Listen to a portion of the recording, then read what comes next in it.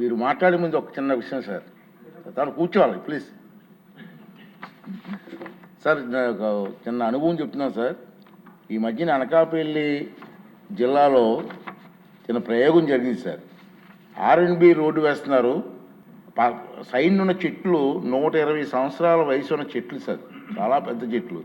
అవన్నీ కట్ చేస్తూ ఉంటే మెయిన్గా కట్ చేయకుండా ఆ చెట్లన్నీ పొక్కులతో లిఫ్ట్ చేయించి వేరే చోటుకి తీసుకెళ్ళి మళ్ళీ ప్లాంటేషన్ చేస్తాం సార్. ఎలమంచిలి ఎమ్మెల్యే గారు మేము అంతా కలిపి కలెక్టర్ గారు కలిపి ఆ ప్లాంటేషను వేసిన తర్వాత మళ్ళీ మొన్న చూసాం సార్. నేనే వేసాను సార్.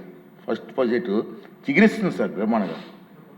అంటే అది రాష్ట్రంలో ఇటువంటి పెద్ద చెట్లు 120 సంవత్సరాల చెట్లు కాబట్టి ఆ చెట్లను వేరే చోట ప్లాంటేషన్ చేయడానికి ఒక ఆలోచన చేస్తే బాగుంటుందని నాకు ఉద్దేశం. ఈ డిమాండ్పై ముఖ్యమంత్రి గారు తెచ్చి జవాబిస్తారు. గౌరవ సభాధ్యక్షులు అయ్యనపాత్రి గారు చెప్పిన ముఖ్యంగా బాగా ఒక 140 సంవత్సరాలు 100 సంవత్సరాలు బాగా ఎదిగిన చెట్లని రోడ్లు విస్తరణ కోసం వాటిని తీసేస్తూ ఉంటాం. చాలా బాధ కలుగుతుంది అధ్యక్షుడి. పర్యావరణ ప్రేమికుడిగా అది నాకు కూడా మీలాగే చాలా బాధ కలిగిస్తుంది. ప్రత్యేకించి ఇందాక మన సుందరపు విజయ్ కుమార్ గారు కూడా మీ ఆధ్వర్యంలో మొదటి నాటారని చెప్పారు. ఇది ఖచ్చితంగా దీనికి ఒక పాలసీ అయితే తీసుకొస్తాం అధ్యక్ష. ఎక్కడికైనా దీన్ని ఒక సామాజిక బాధ్యతగా, ఒక పర్యావరణం మన సంరక్షించుకునే బాధ్యతగా దాన్ని ఖచ్చితంగా మీకు ఒక 1 monthలో దీన్ని ఒక ప్రాపర్ పాలసీకి ఎలా తీసుకొచ్చి ఆల్రెడీ దాన్ని చేస్తాం అధ్యక్ష. దాన్ని మీ దృష్టికి మీకు తెలియజేస్తాం, గౌరవ సభ్యులందరికీ మీ ద్వారా తెలియజేస్తాం. It will be taken forward.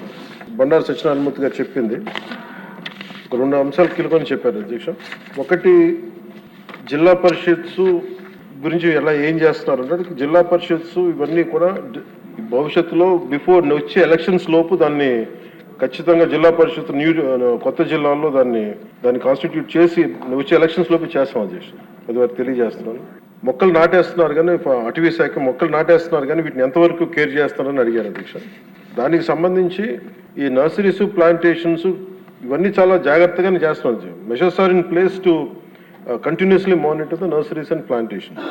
అలాగే మేము వచ్చిన తర్వాత ప్రతి మొక్కకి కర్ణాటకకి వెళ్ళిన తర్వాత వారి ఎలా చేస్తున్నారో కూర్చొని every trees will be geotagged. అది కొంత స్టార్ట్ చేసాం. ఇప్పుడు మీకు రాజమండ్రిలో కూడా మేము దానికి సంబంధించిన ఒక కొత్త నర్సరీని స్టార్ట్ చేసాం అధ్యక్ష. దీనికి ప్రత్యేకించి అసలు మొక్కలు నాటడంతో అయిపోతూ దాన్ని సంరక్షించుకోవాల్సింది అనేది వారి సూచనలు ఖచ్చితంగా పాటించి దానికి ఏం చేస్తున్నా వారికి ప్రత్యేకంగా వారికి తెలియజేస్తాం అధ్యక్ష. సభకు కూడా తెలియజేస్తాను. నాకు దీనికి రేపు మొత్తం మాట్లాడేటప్పుడు నా డిపార్ట్మెంట్కి సంబంధించి మాట్లాడేటప్పుడు ఖచ్చితంగా దాని గురించి మరింత వివరాలతో రేపు తెలియజేస్తాను అధ్యక్ష.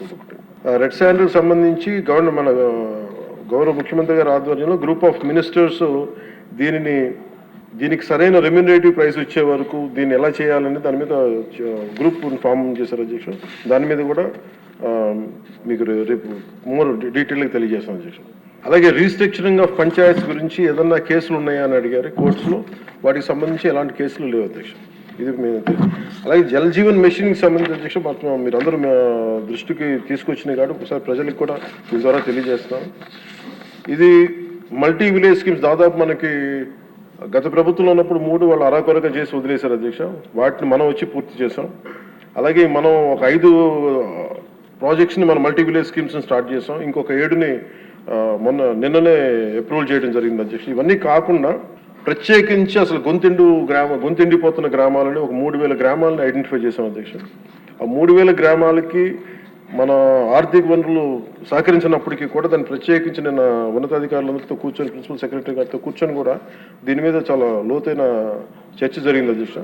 దాని గురించి కూడా మీకు చాలా డీటెయిల్గా రేపు ఏం చేస్తున్నాం, ఎలా చేస్తున్నాం అని మీకు సమగ్రంగా తెలియజేస్తాను. 15th ఫైనాన్స్ కమిషన్ సంబంధించిన అన్ని నిధులు కూడా ఇన్ టైం మేము రిలీజ్ చేసాం అధ్యక్ష.